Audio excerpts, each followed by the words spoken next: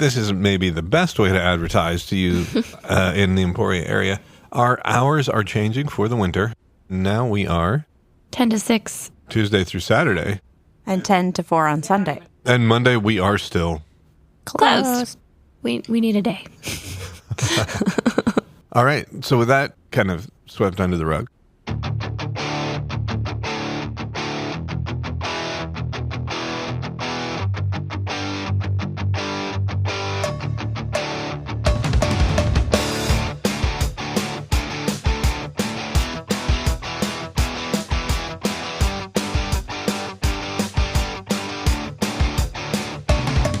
Hey, and welcome to Middle Ground Books After Hours. My name's Megan. I'm Deborah. And I'm Lance. And we are coming to you, this should be the 8th of January that you're hearing this. And we mentioned it last week, but we kind of missed it. J.R.R. Tolkien Day on the 3rd. And why is it the 3rd? It was his birthday. How many years ago was that? Yeah, when was he born? Somebody's going to have to check the He'd YouTube. be like very dead. Very geriatric if he were still alive. Maybe he has like the Philosopher's Stone, and then he could still be alive. But otherwise, no. So we're going to start off talking about J.R.R. Tolkien and Tolkien's works and some of the recent works about J.R.R. Tolkien. So he was born in 1892. 1892. Did somebody do the So math? 133 years. So that's 133 years ago. Wow. So J.R.R. Tolkien, we've been reading The Hobbit. A wonderful book for children of all ages from 0 to 99 and even more. Yeah, like Legos. Yes. So what are your thoughts about Tolkien so far? Like for The Hobbit, and we've all read like The Fellowship and the... I've read it, but I only have read each, like both, like with The Hobbit and the Lord of the Rings trilogy, I only read those once. And it was a while ago. So you rereading them now, I'm like, oh, I don't remember this. Because I've seen the movies far more, and the movies, of course, differ, especially The Hobbit, because like the Hobbit movies were... way not like the book. Yeah. Okay. Which annoyed me. But, being a book nerd, I always believe that the book is better. But the Fellowship of the movies, the Fellowship most closely follows the book. And you could almost argue that The Fellowship as a movie did not make the council at Rivendell last for 27 chapters. I mean, it's only one chapter, but it's many pages. It feels like a lot, yeah. Like forever. Of all of the books of the Fellowship, or all of the books of the trilogy, The Fellowship just drags. And the movie feels pretty true to the book, though. So, like, you have to make... I mean, I do not think understand that the book drags. The book has beautiful language, and it's beautiful. Like, if you have only seen the movies, you cannot truly say that you are a Tolkien fan, because you have to read the book to get the feel of his language, and his use of English language is just beautiful. It's different than typical narrative of a book written in, say, 2025, or even a book written in 1995. He was a philologist, so his love of language is very clear in what he writes. I read it aloud to our children when they were small, and I read it myself a minimum of 7 times, I have to say. So first of all, they've got a bunch of nice... we've got one in the store that they're actually a set of 4. The trilogy plus The Hobbit, and I even checked, they actually even fit in a girl's pocket. Little HarperCollins. pocket size. Cute little pocket ones. Yeah. Yeah, and they're not very expensive. And the text is very kind of small print, yeah. But if you hold it close, it gets bigger. Yeah, just put it right up to your face, and it's fine. I like the cute little, the pocket size version of The Hobbit that has the original jacket, like with the old-fashioned drawing that Tolkien himself did for the original publication way back when. It's hard because there's so many cool editions that we've had of The Lord of the Rings and The Hobbit in the store. Like, I love, we have a set, the trilogy, like, makes the Tree of Gondor when you have them, like, put on the shelf together, like the spines make the picture, and it's so cool. The beautiful colors. They have pretty colors and sprayed edges. Well, the book I want to talk about, kind of in addition to the trilogy and Tolkien's other works, is The War on Middle-earth, and that is by Joseph Leconte, Loconte. And it is a history not only of J.R.R. Tolkien, but also C.S. Lewis. And they're... Okay, explain why. Why would you put the two together? Well, in part because they both come from the First World War. Actually, we'll be celebrating not only J.R.R. Tolkien Day on the 3rd, but also I think it's the 18th or the 19th. We'll have an episode where we're talking specifically about A.A. Milne and the Pooh books and all the other stuff. A.A. Milne was also a veteran of World War I, and interestingly enough, the characters in Winnie the Pooh, people have actually tied them to different symptoms of PTSD. We'll talk about that in that episode, though. Yeah, Why? super What's cool. the connection, the close connection between Lewis and Tolkien? So the close connection Yeah, is if you they don't were know. both World War I people. Mm-hmm. They both went to Oxford. They were both very literary. Lewis was like a literary genius. Tolkien was outstanding in his field and eventually made head of the English department at Oxford. They were both Oxford guys. They were both professors at Oxford. Well, they were in the Oxford orbit and then became Oxford Dons. And while Tolkien was a devout Catholic, Lewis had been raised an Ulster Protestant, but then through his experiences in the war became an ardent atheist. And so the thing that actually drew them together was, first, they both received professorships at Oxford. The second thing that happened was they discovered that they shared a love of ancient epic literature. So for Tolkien, a lot of it was more Norse. Beowulf was big with him. Beowulf, the Ring of the Nidalung, the Finnish or Icelandic epics, the Kalevala. I can never pronounce that right. Calavera? I've been pronouncing it wrong, probably. And then for Lewis, it's the Prometheus bound by Aeschylus, the Aeneid, the Iliad, and the Odyssey, of course. All of these epic tales of heroism where everyone always fights for right. Everyone fights for good, no matter whether you win or lose. And so they believed even it's more noble to fight when you know you're going to lose. When the odds are against you, you gotta keep fighting.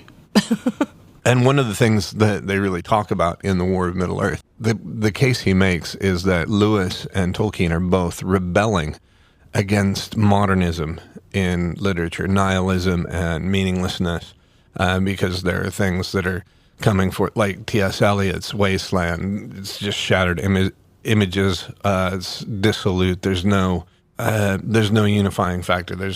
And in other things, there's no meaning. There's no... And the artists of the period, too, were struggling with what's the point? Yeah, surrealism, Waiting for Godot, et cetera, et cetera. We get just this idea that, well, all bets are off. There's no right, there's no wrong, there's just power. And so Tolkien and Lewis were set out to give the next generation heroes. When it comes to religion and politics, this book is probably one that's gonna land really hard on both religion and politics because Lewis and Tolkien, despite being from different confessions of the Christian faith, they both believed in the central tenets of the Christian faith. But more to the point, they were both reacting first against the stupidity of the First World War and the utter loss and carnage and just the havoc wrecked. And in fact, the entire world is recovering from the First World War. In the period when they were active in writing, yeah. And then the next thing they were reacting to was the rise of fascism, Nazism. Communism to some extent. Yes, so communism, socialism, not socialism as much, but Nazism and fascism, this notion of basically throwing right and wrong largely out the window. And Tolkien, in particular, in the book, they detail Tolkien's response back to the Nazi publisher who was wanting to publish The Hobbit in German and was asking him if he was Aryan or not. Yeah, I read that response and I was like, yeah, you tell him. And so, yeah, both Tolkien and Lewis are writing against fascism, Nazism. So, But they're also writing against hopelessness. yeah, and They're also writing for hope. They're writing to say they're like, it's like in the movie. I don't know that it actually says that I don't think it actually says it in the book the way it does in the movie. But basically, that's if you've watched the movies, it's that scene when Frodo's like, "What are we fighting for?" And Sam is like, "That there is good in the world." just like in the old stories. Yeah. And that would be fairly consonant with what Sure. Tolkien and Lewis's view of the universe, of the cosmos, that there is something worth fighting for. Whether you win or lose, there's something worth fighting for. Mm-hmm. And the other thing they are very much writing against is materialist view of the world, that there is nothing other than materialism. For them, imagination and desire plays an important role in the universe, so that things cannot be boiled down to 97 degrees centigrade, or it's carbon and oxygen, or, I mean, like both of them, their writings contain magic. Like there's. Yeah. So whether you'd like it or not, I don't know. It is, I would say, an excellent history and an excellent portrayal of both Lewis and Tolkien, and that is The War for Middle-earth by Joseph LeConte. And we will have that on the shelf. It's actually gone out at least once, and it is available on Libro FM if you'd like to listen to that as well. I remember from listening, as we were listening to this book together, it said that Tolkien made his own translation of Beowulf. I wonder if that is available. It is, I think. We will have to look for it. But also just all of the epic literature that they read from the Ovid. The Iliad and the Odyssey, everyone's heard that news, right? What news? The Odyssey is getting its own show. Well, and it already has its own musical. I thought it was a movie. Yeah, I think it's a movie. Yeah. That's what I meant. But it's also got a musical. Oh, I know. Yeah, I've heard about the musical thing. But yeah, coming pretty soon. I don't know when the Odyssey movie comes out, but it's getting another. Because there's been other adaptations in film, correct? You know. I'm sure, but there's a new one coming out, starring Matt Damon, I believe. Really? Yeah. I wonder who's going to get the royalties for that. But I enjoyed this book. What is the title again? The War for Middle-earth. I enjoyed how it gave, because it is biographical, it's historical and biographical. I enjoy how it gave some insight into Tolkien's family life. Like, he was a father. He had 4 children, 3 boys and a girl, and The Hobbit came from him telling stories to his children, and that's really super cool and fun to think about. And it also touched on some of Tolkien's other works that most people have heard of The Lion, the Witch, and the Wardrobe, but it touched on his Ransom trilogy about the space, also called the Space Trilogy, which is also available on Libro FM. You can listen to it as an audiobook, but that one, it talked about that and why he wrote that and some of the motivations for why he wrote that. And so, yeah, there was a lot of just kind of behind the scenes stuff and information about the relationship between the two of them that was really fascinating and fun to listen to as a fan of both of their works. Right. I remember hearing about a children's nonfiction book that's about C.S. Lewis and Tolkien's friendship, but I didn't ever get to read it. But I thought it was interesting that they did like a children's book, like about. It would make sense, because if there are children who have read the Chronicles or have read The Hobbit, they would be interested in knowing. So yeah, it's called Myth Makers: The Remarkable Friendship of C.S. Lewis and J.R.R. Tolkien, and it's actually for kids. Okay, we could get that in too, maybe. That'd be cool.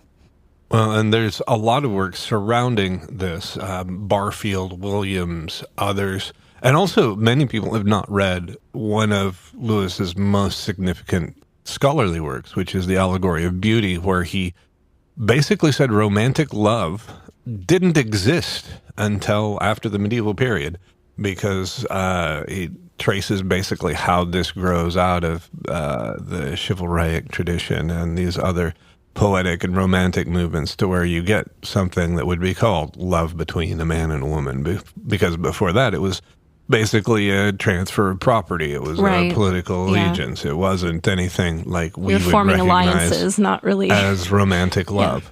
And so it's interesting. That is his, critical work from his actual job. that preceded like his works of fiction that he's known for more Yeah. now. So it was the allegory of love was first, and then I think it was the Paralandra and out of the Silent Planet and a The hideous Space strength. Trilogy, that hideous strength. It wasn't until after that we get the language of the wardrobe, and already in that you are coming up on World War II. And actually, I left one out, which is the Pilgrim's Regress, and that is actually his after I think it's after the allegory of love. I think it's the first one, and that one is his after his conversion to Christianity, which is a thing. So whether you have interest in Christian spirituality or whether you're just politically minded and interested in actually doing something about political troubles, it might be a worthwhile read for you. And let's just have a word about Cosmic Ron. Cosmic Ron does just supremely great work for us. All of the little descriptions that you see, that's Cosmic Ron. The fact that we don't sound like absolute morons, well, even if we do, know that he's done his very best. It's true. Thanks, Ron. The sleigh bells, the clip-clops, all the, the ho-hos, all of that is thanks to Cosmic Ron at Cosmic Adam Sound Studios. Cosmic Adam Sound Studios. Thank you. If you want to start your own podcast or know someone who wants to start their own podcast or have no interest in podcasts and live under a rock, please just remember Cosmic Ron at Cosmic Adam Sound Studios. So what have you been reading, Megan? I'm trying to kind of wrap up. The last thing I finished, I don't know if I'm going to get one more in before the end of the year. The last one I finished was a translation. It was a Korean book, and you put me on the spot here, man. It was good and nice, and I liked it. It's called Every Day I Read, and I'm going to butcher the name because it's Korean. Hwangbo-reum. And it's just a short little book, and the author talks about different types of reading, reading different genres, and why you would want to read different genres of books and reading different formats, whether it's an ebook or an audiobook. So it's a book about reading. Yeah. So does he give you this is how you should read this book? No, it was more here's what encouraging you to read things that you normally wouldn't read. Read a bestseller, reading nonfiction, reading fiction, reading the benefits of reading just a wide variety of things, and that it's good for you. It was really short, but it was good. It was all kind of things that I'm like, oh yeah, I know this already. So one of our good friends, who I'm not going to name, I was thinking about doing on The Simpsons, where it's, let's say L. Simpson. No, that's too obvious. Lisa S.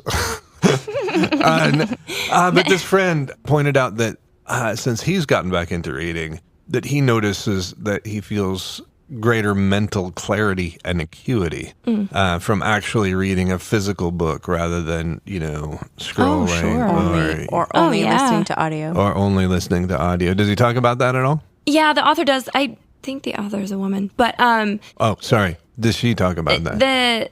I think so. The full title is Every Day I Read: 53 Ways to Get Closer to Books. So I think it's sort of encouraging people who maybe are in a reading rut or who aren't as deep or avid readers to encourage them to branch out a little bit or try a new genre, try a new format, and just kind of the good things that can be found in the different ways to read and the different types of reading. Even things like making notes about what you're reading, or sometimes it's fun to just read a short little something that's really quick, or sometimes it's good to read a really big book that you can really dig into. So there's good things about the different ways to read because it's not just a one-size-fits-all thing. But yeah, you could tell this person is a huge book nerd, which of course, same. And I guess one of the things that I would like to try in the new year is to read a little more variety, because I've noticed you looked over, they were all fantasy? Yeah, when I looked back over my this past year of what I read and listened to, I'm like, ooh, that was a lot of fantasy books. I mean, that's my favorite, so of course I'm going to always kind of gravitate to it, but I would like to try to branch out a little bit more and read a little more widely, more So you variety. could read a fantasy that's mainly about elves, and then you could read a fantasy that has mainly human characters in it, and then fantasy. I mean, because I always think like nonfiction, like this was a nonfiction read for me, which is kind of unusual. Like I don't often listen to a nonfiction or read a nonfiction. I tend to listen to a nonfiction more than physically read it. But if I find something that really grabs my attention, I'm into it. So yeah, I'd like to try to expand my types of like books that Your I genres. read. Yeah.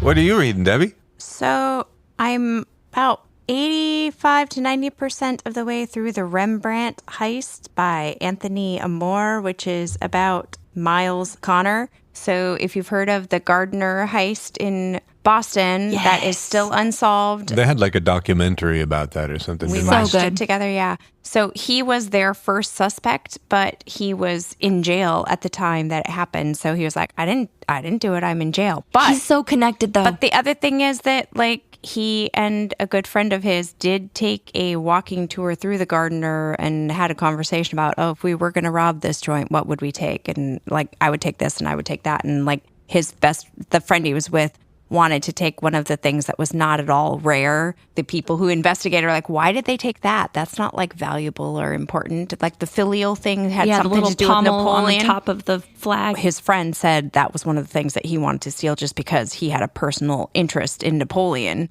So it's like, okay, yes, you were in prison, but you know also something. pulled off the Rembrandt heist, which was a team of like 20 different criminals all my working gosh. together.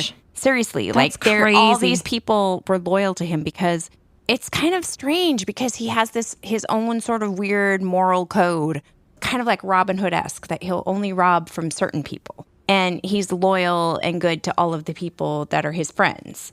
So you were telling me about that he was able to pretend like he was an Asian. Oh, yeah. So his Artifacts. grandfather actually went to Japan and got a bunch of Japanese artifacts when Japan was trying to offload stuff. It was probably in the World War I period. His grandfather went and got samurai swords and ink drawings and all kinds of things that he brought back. And so Miles grew up with a love and appreciation of all things Asian art. And so, yeah, he would pose as a doctor of Asian antiquities, and this was before the days of the internet. It was in the 1970s. So like he would go and present himself as this, and they would believe him because he had knowledge, and so he got access. But he didn't steal from those museums because they were his friends and they trusted him. He stole from other museums, or he stole from rich individuals. I feel like I would like this book. I read about the Gardner heist, like the Museum of the Missing. Who wrote that? But the book is called The Museum of the Missing, and it's about the Gardner heist, and it was fascinating. And then we watched the documentary. Yeah. I love see, that's a nonfiction I could get into, is an art heist thing. Because I also read about like the Mona Lisa theft, and that was a great book. And I'm also, as for reading a physical book, I'm reading The Book Haters Book Club by Gretchen Anthony. I'm enjoying it because part of what it is like it's a family that runs an independent bookstore. And it's set in Minneapolis, Minnesota, which I'm also from that region of the world. But you didn't say Minnesota. And so it's called the Book Haters Book Club because one of the book owners, he specialized in when people would come in and say, oh, I love to read, but my uncle doesn't. Can you recommend a book to help me get him interested in reading? The book has some actual book recommendations in it. It talks about local Minnesota authors. It's about family relationships. It's about running a bookstore. So I'm really enjoying it. It's a good one. Yeah, that sounds good. What about you? So I've been kind of plowing through. Read this if you want to be a great writer. So do you want to be a great writer? Not so much, really. So then why are you? Well, I want you to, so you can finish the book you're reading. You are a great writer. You just need to finish the books. Agreed. All right, and so it says Ross Raisin on it, and the design is by Ross Nussbaum, but yeah, the copyright is to Ross Raisin. I don't know how he copes. Everybody hates him. No, I love raisin oatmeal cookies. Just because you hate raisins doesn't mean everyone hates raisins. Again, the title is Read This If You Want to Be a Great Writer. It's kind of an interesting deal because it's really largely a bunch of excerpts, almost entirely from literary fiction. And so like of the three of us, I don't think any of us really read what you'd call literary fiction. No, I read genre fiction. Primarily fantasy, as we said. What do you mean by literary fiction? Okay, so we would be kind of considered plebeians and not real readers because we're not reading literary fiction. So the popular genre fiction writers, they're writing for the masses. They're writing, like, for a general fiction reader who's not writing fantasy or romance or one of those, like if they're just writing kind of a nonfiction, general fiction, that's just a thing. But literary fiction, those are the guys who are really going for the awards. They're the ones that have, they're going for the artistry. They're going for the, whatever. And I suppose some of the Japanese work that I've read it's probably considered literary fiction. But yeah. Is that right, Megan? Yeah, you're the librarian here. What are some titles that would be literary fiction, and why are you assuming that we haven't read them? Go for it, Megan. You have your phone. So some of the more, in those I would say are a little more like Normal People by Sally Rooney is a popular literary fiction book that comes up. Yellowface by R.F. Kuang.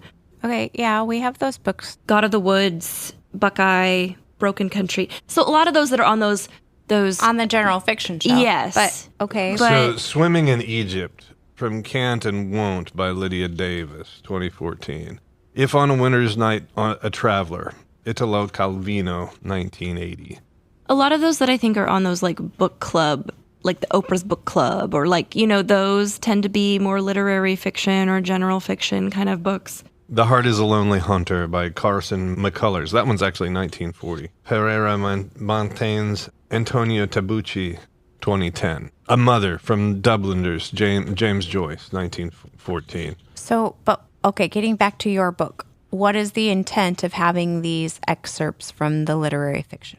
So he really seems to be kind of pushing in that direction, and he's talking about a lot of the same things that you're going to find in any book, like character development, setting, the opening, different techniques. So, like, if you're writing the next great American novel and you're shooting for, like, a literary fiction, something that's going to win awards, I would say this is going to be the book for you. Read this if you want to be a great writer. If you just want to write something that Joe Schmo on the street reads and thinks, oh, this is going to be a great book, yeah, probably maybe not so much.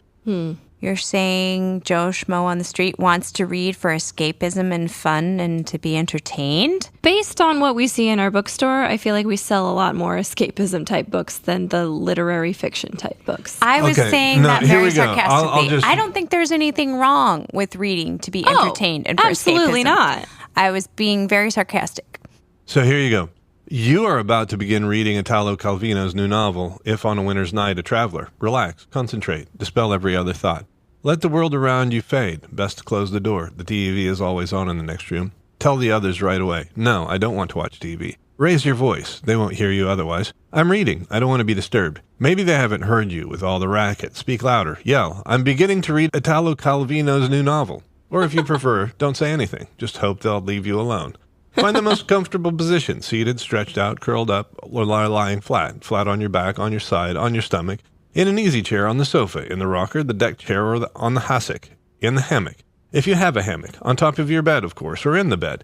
You can even stand on your hands, head down, in a yoga position, with the book upside down, naturally. Of course, the ideal position for reading is something you can never find. In the old days, they used to read standing up, at a lectern. People were accustomed to standing on their feet without moving. They rested like that when they were tired of horseback riding. Nobody ever thought of reading on horseback, and yet now the idea of sitting in the saddle, the book propped against the horse's mane, or maybe tied to the horse's ear with a special harness, seems attractive to you, with your feet in the stirrups. You should feel quite comfortable for reading. Having your feet up is the first condition for enjoying a read. So that's an excerpt. It is true that we sell a lot of fantasy and other books that seem like escapism, but we also do sell a large number of classics. It's true. And we do sell a large number of general fiction books as well.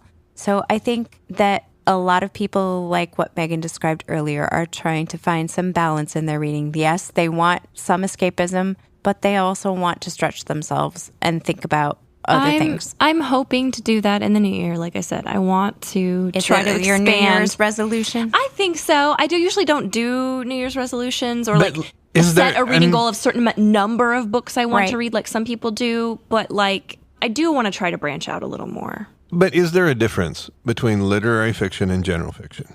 Yes, because the general fiction shelf would have some things that are still kind of just fluff, but they don't necessarily fit one of our other genre categories. So they end up on the general fiction shelf. But they still might be not as meaty as what I'm getting is you're calling literary fiction, it's got some more meat to it, like something that's going to cause you to think or something that's going to cause you to reflect. I Googled it, sorry. Literary fiction may involve a concern with social commentary, political criticism, or reflection on the human condition. This contrasts with genre fiction, where plot is the central concern. I don't know that I would have said it that way, but you think about it, yeah. Is Ayn Rand general fiction? No. I would say Ayn Rand is literary fiction. Is that right, Megan? You're the librarian. It would be considered in the classics now, wouldn't it? But it would have probably been literary fiction at the time it was released, yes. Yeah. So like, for example, one of the things that... But Animal Farm. Yeah. See, I wouldn't call Animal Farm literary fiction, despite the fact But it is very social commentary, social wasn't that one of the things? Yeah. So I don't know. It's hard to define sometimes, like, well, even within like fantasy and sci-fi, like sometimes there's a lot of crossover, so it's hard to like, where is that line? Well, and especially going back again to Tolkien and C.S. Lewis, theirs is fantasy, which is not literary fiction. But, like, especially after you read the book and see what their motivating concerns were, it was very socially and politically minded. Oh, sure. So, therefore, are you going to, like, boik those over into literary fiction because they're socially concerned? Like, I don't know. Yeah. Okay, so here's another interesting contrast, like genre fiction typically follows established tropes, prioritizes entertainment, moves quickly to satisfy plot expectations, whereas literary fiction often uses familiar settings but subverts the tropes to offer deeper insights, challenging readers with uncomfortable questions. Okay. That's given me some things to think about. I always just kind of assumed literary fiction most people don't like. But they win all the awards. They win awards, but they don't make money. Like, that's kind of the thing I've always assumed. Literary, they win awards, don't make money. I think it might be what that one was saying, though, because what they do is they make you think about things. And sometimes we don't want to buy books that make us think. We want to buy books that let us relax. Well, can't we do both? I don't know. Perhaps. We can hope to. Dungeon Crawler Carl. That's what we're trying.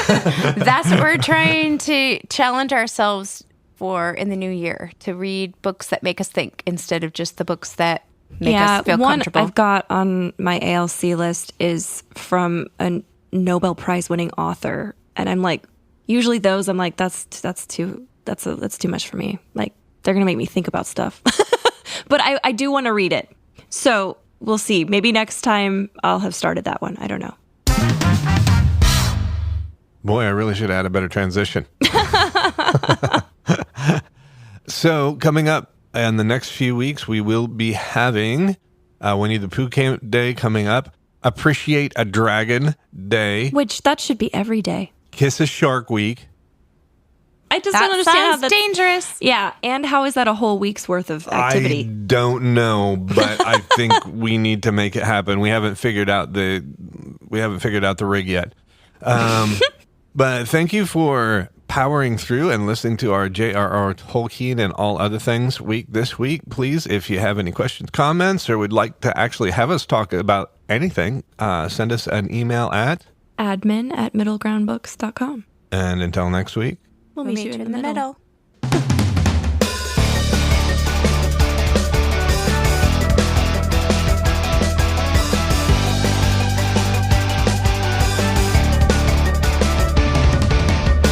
Book lovers, this is Deborah from Middle Ground Books. You've been listening to Middle Ground Books After Hours, recorded here in Emporia, Kansas with Lance, Megan, and me. Come to Middle Ground Books to meet your friends, find your next great read, or help a child discover the wonder of imagination. Middle Ground Books After Hours is produced and remotely engineered by Cosmic Atom Sound Studios, producing the vision and making it sound. Cosmic Atom Sound Studios. Let's come together and build something new. We're so glad you spent this time with us after hours. Goodbye until next time when we meet you in the middle.